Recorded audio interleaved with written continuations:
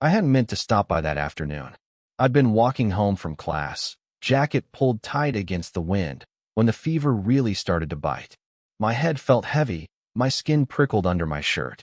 I thought maybe I could make it home, sleep it off. But my friend's place was closer. And his mom, well, she was a nurse. I don't know if it was the fever or something else that made me hesitate at their front step. My hand hovered over the doorbell longer than it should have, like I was deciding if it was okay to be here without him around. The glass in the door caught my reflection, pale, eyes a little glassy. And then, before I could change my mind, the door opened. She stood there, framed by the dim light from the hallway. Hair tied loosely, a few strands falling into her face, sweatshirt hanging off one shoulder. Her eyes swept over me once, and her expression shifted, concern first, then something quieter, harder to name. "Eli," she said, stepping closer. "You're burning up. Let me check you properly." Her hand touched my forehead before I could answer. Warm palm, cool fingers. The contact made me swallow harder than I should have. She was just being kind. She always was. Still, I felt the weight of her focus in a way I couldn't ignore. "I'll be fine," I said, voice rougher than I expected. Her mouth curved. Not quite a smile, but close. That's what people say before they end up in the ER. "Come in." The house smelled faintly of coffee and something floral. The living room was quiet except for the faint hum of the heating vent. I lowered myself onto the couch, and she disappeared into the kitchen. The sound of a drawer sliding open, a glass filling. When she returned, she was holding a thermometer and a glass of water. She crouched in front of me, close enough that I could see the faint line of freckles across her nose. "Under your tongue," she said softly. I obeyed, watching her eyes instead of the thermometer. She wasn't looking at me, not exactly. Her gaze kept flicking to my face, then away, like she didn't want me to notice she was studying me. When the thermometer beeped, she read the display, brow furrowing. 101. "Not terrible, but you're not going anywhere tonight." I tried to laugh, but it came out hoarse. "You're kicking me out of my own apartment?" "You're staying here," she said firmly, straightening. "Your friend's not home until late, but I'll keep an eye on you." She left to get blankets, and I let my eyes drift to the hallway. She disappeared down. Something in my chest felt unsettled, not just the fever. When she came back, she draped the blanket over me, fingers brushing my shoulder as if by accident. I caught the faintest whiff of her perfume, something subtle, like vanilla and clean linen. "You should lie down," she murmured. "You'll feel worse before you feel better." Our eyes met then, just for a second. But in that second, there was something neither of us acknowledged out loud, something neither of us should have been thinking. She looked away first, tucking the edge of the blanket in. "I'll make some tea." I watched her walk back toward the kitchen, the soft sound of her footsteps fading.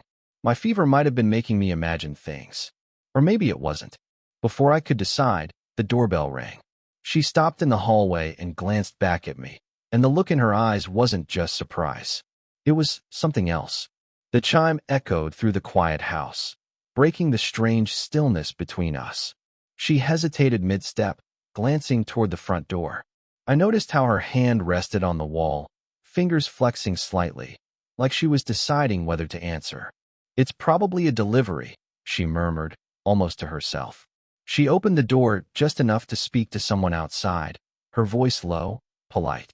A package changed hands. When she closed it again, she didn't look at me right away. She carried the box into the kitchen, set it down, then came back into the living room, brushing a stray strand of hair behind her ear. "You all right?" she asked. I nodded, though my throat felt tight. Yeah, it was a lie. Not because of the fever, but because I'd spent the last few minutes fighting a thought I shouldn't have been having. She sat in the armchair across from me, curling one leg under the other. The blanket she'd given me felt too warm now. She leaned back, exhaling. "You should have called. I could have come to you. I didn't want to bother you," I said. "Besides, I don't really get sick." That made her smile faintly, but it didn't reach her eyes. "Everyone gets sick." There was something in the way she said it, like she wasn't talking about fevers at all. I remembered, vaguely, that she'd been divorced for a few years. My friend had mentioned it once, in passing, the way people mention something old and settled. But now, In the quiet, I wondered about the pieces of her life she didn't show. I'm not good at sitting still, she said suddenly, breaking whatever was on my face. When I was younger, I thought if I kept moving, kept helping people, I could outrun the things I didn't want to think about. And now? I asked. Her eyes flicked to mine for a moment. Now I just work a lot. I let that sit between us. She didn't elaborate, and I didn't push. But I understood something. The way she filled silences with small acts, the way she fussed over details, the way her hands were never still. I was the opposite. I tended to sit with things too long, chew on them until they were bitter. That was why I noticed details others missed. Like how she twisted her wedding band finger when she was thinking, though the ring wasn't there anymore. You're staring, she said lightly, catching me. Sorry. I looked away, feeling heat crawl up my neck that had nothing to do with the fever. Just trying to figure you out. Her laugh was soft, but brief. Don't. You're better off not knowing everything. It should have ended there, but the space between us felt charged in a way I couldn't ignore. I thought about how wrong it was. The age gap, the fact that she was my friend's mom, the unspoken boundary that had always been there. And yet, she leaned forward, elbows on her knees, and held my gaze. You remind me of someone I knew a long time ago. Someone who looked at me the way you do. I swallowed, the weight of her words settling in my chest. She reached out then, almost casually, to adjust the blanket around my shoulders. Her fingers brushed the side of my neck, light as a whisper, lingering just a second too long. Neither of us said anything after that, but the air between us had shifted, and we both knew it. The sound of a key in the front door snapped her hand away from me. She stood up fast, smoothing her sweatshirt like nothing had happened. My heartbeat jumped into my throat. The door opened. Mom! My friend's voice carried in from the hallway. Her eyes met mine for one split second, sharp, warning, pleading, before she turned toward him. In here, she called, her voice calm in a way that made me wonder if she was used to hiding things. He stepped into the room, backpack slung over one shoulder, looking between us. What are you doing here? He asked me. Fever, I said quickly. Your mom's helping. He dropped his bag on the floor. You look rough, man. Want some soup? Before I could answer, she cut in. I've got it covered. Her tone was casual, but her fingers were gripping the arm of the chair just a little too tight. The three of us stayed in that room for maybe 2 minutes, but it felt like hours. My friend disappeared upstairs, muttering something about homework. The moment his footsteps faded, she turned back to me. That was close, I whispered. Her lips pressed into a thin line. It can't happen again. I knew what she meant, but my mouth worked before my brain caught up. What can't? She didn't answer. Instead, she picked up the empty glass from the coffee table, taking it to the kitchen. I followed without thinking. The kitchen was dim except for the light over the sink. She stood with her back to me, shoulders tense. I'm not a kid, I said quietly. That's exactly the problem. She shot back, still not turning around. You're not a kid, but you're not supposed to be. She stopped herself. I took a step closer. Not supposed to be what? She turned then, and we were closer than we should have been. My fever-hazy eyes locked with hers, both of us breathing just a little too fast. The moment stretched. I could see every detail. The faint shadow of tiredness under her eyes. The way her lips parted like she wanted to speak, but didn't. Her hand lifted, maybe to push me back, maybe to touch me. I didn't know. Footsteps upstairs. The creak of the floorboards.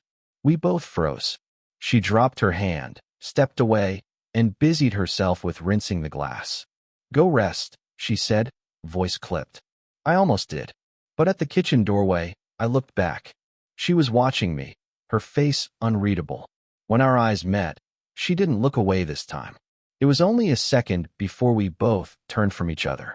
But that second was enough to make me certain neither of us was pulling away for long. It was after 11 when I woke again, the fever making the room feel both too warm and too empty. The house was quiet. My friend's door upstairs was shut.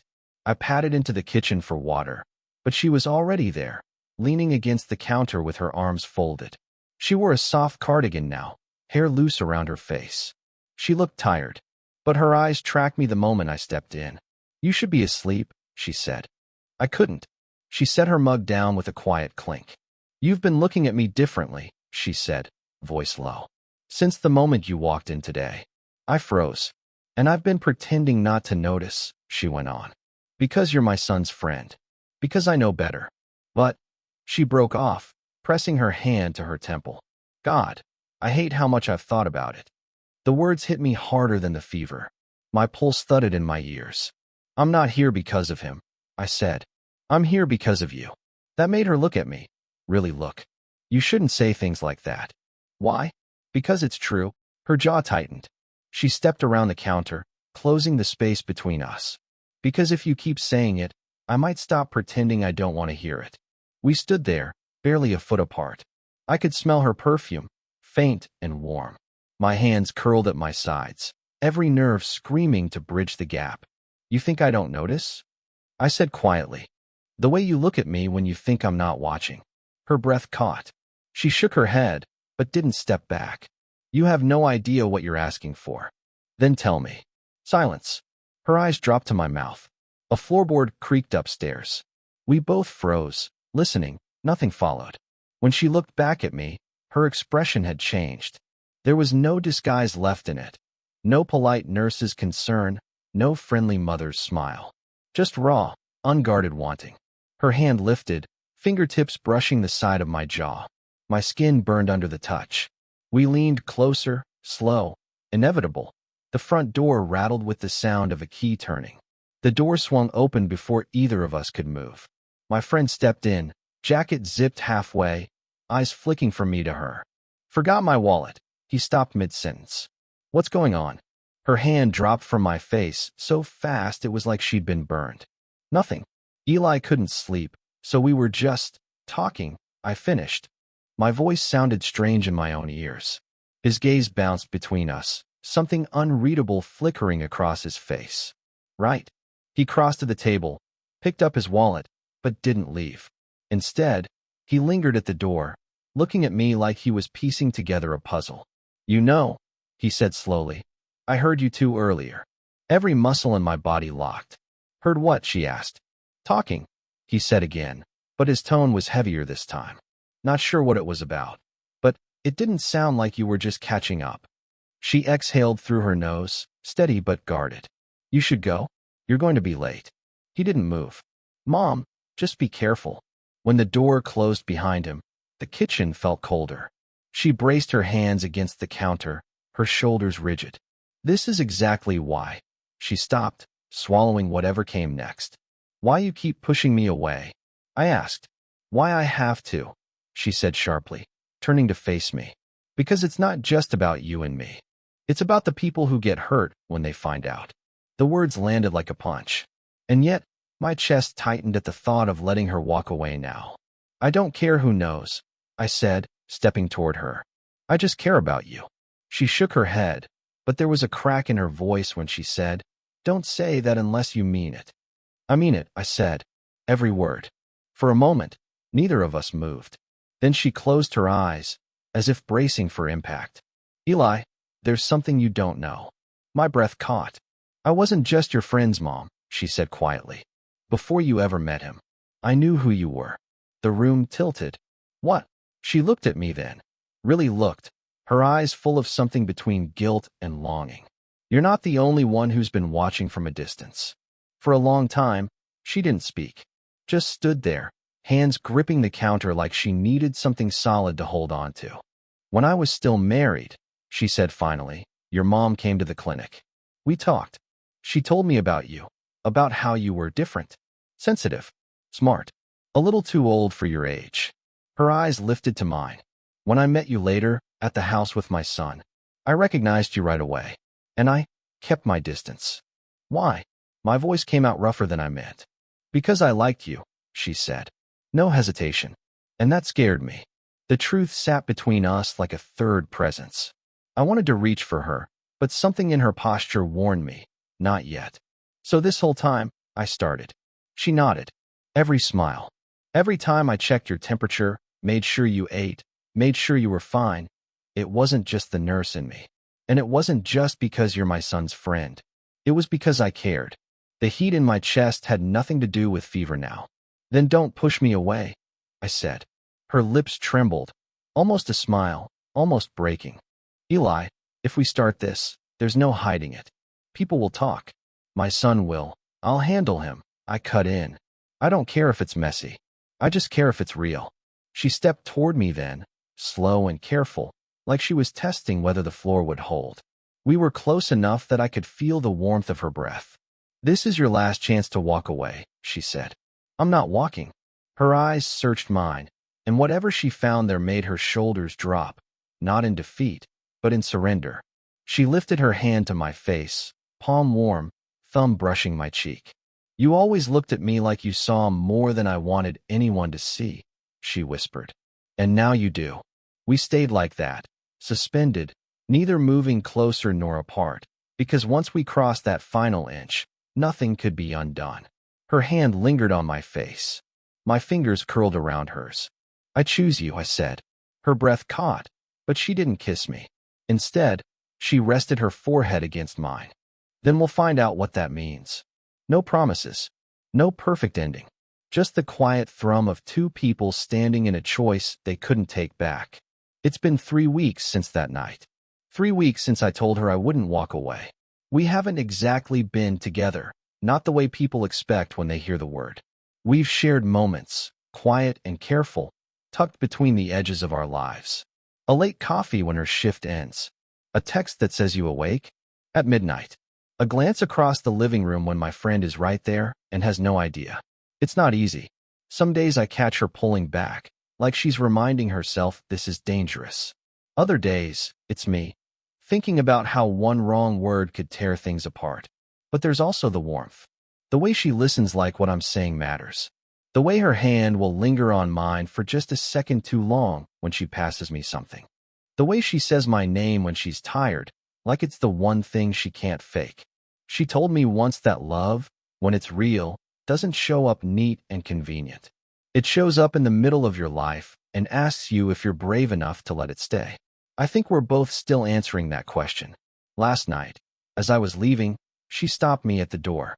Eli, she said, eyes searching mine like she wasn't sure if she should speak. I'm glad you didn't walk away. And I told her, I wouldn't have known how. I don't know where this goes next. Maybe it burns bright and then falls apart. Maybe it lasts. Maybe it changes everything we thought we knew about who we're supposed to love. But for now, it's ours.